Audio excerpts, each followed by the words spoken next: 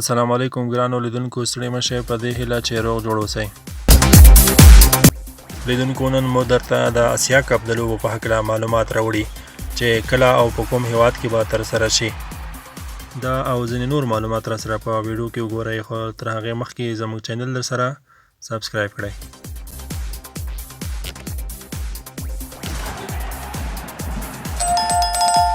بیا هم ستړي مه شئ ګرانو لیدونکو، په روان کال کې به هم د اسیا کپ لوبې ترسره شي، خو دغه لوبې یو څه کړکېچن حالت ته رسېدلي، ځکه چې دغه لوبې ټاکل شوې وه په پاکستان هیواد کې ترسره شي.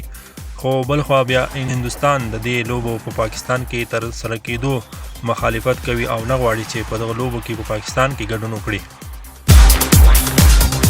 هندوستان حکومت نه غواړي چې خپله لوبډله پاکستان ته د اسیا کپ لوبو لپاره لاړه شي. هندوستان غواړي چې دغه لوبې د پاکستان پر ځای په کوم بل هیواد یا هم په هندوستان کې ترسره شي. خو بل خوا بیا پاکستان دې لوبو ته اجازه نه ورکوي چې په بل هیواد کې ترسره شي او غواړي چې په خپل هیواد کې ترسره کړي. په دې اړه په راپورته شوي ستونزو کې تېره ورځ د اسیا کرکټ بورډ مشرانو په بحرین هیواد کې غونډه وکړه.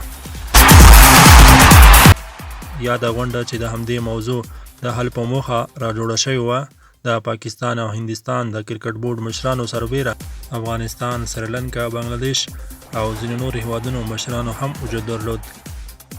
د اسیا کرکټ بورډ مشرانو په دې هکله غونډه وکړه ترڅو دې موضوع ته د حل لاره پیدا کړي.